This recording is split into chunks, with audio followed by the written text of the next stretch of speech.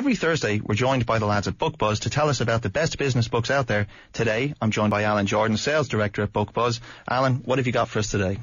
Hi, Carl. Yeah, today we're talking about the great workplace, how to build it, how to keep it, and why it matters. It's written by Michael Burchell and Jennifer Robin. Probably a little bit of background first, Carl, on these two people. They both work for the Great Place to Work Institute, which is an organisation that's in 40 countries around the world. And it's a great place to work, Obviously, it's right up there. Yes, they rate themselves. But it's sort of, the big thing is, because the book covers the surveys that they do of 2 million people each year across 6,000 companies. And again, it asks the employees, why is this place a great place to work? So some interesting findings in it. Some of it, though, Carl, won't surprise many people. What I'll show you is, I'll show you some examples of what companies do to get people motivated and to build their trust. So, for example, what they're looking at is that the key factors to look at is the credibility of the belief in the leader of the organisation, respect, the people, the way they want to feel, that they're valued in the organisation, fairness, are we being treated well, pride in the place to work, and then is there a sense of comradeship where we work. So none of that is surprising. Does a lot of it come down to management?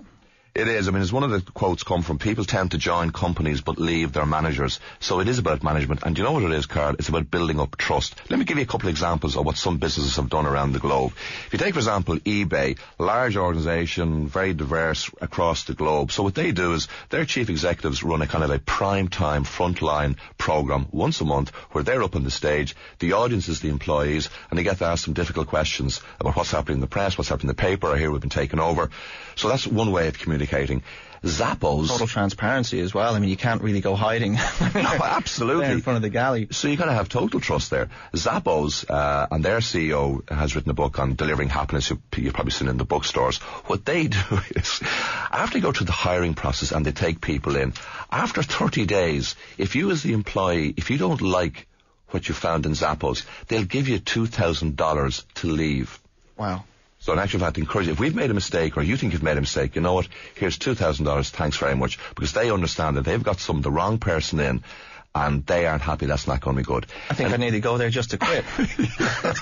Actually, while we're on the topic of management, I have to ask the texters, if you'll do me a favour, could you tell me what bothers you most about your manager? I'd just love to hear this morning what some of the things are that bother people, and it might tie in with what we're talking about here.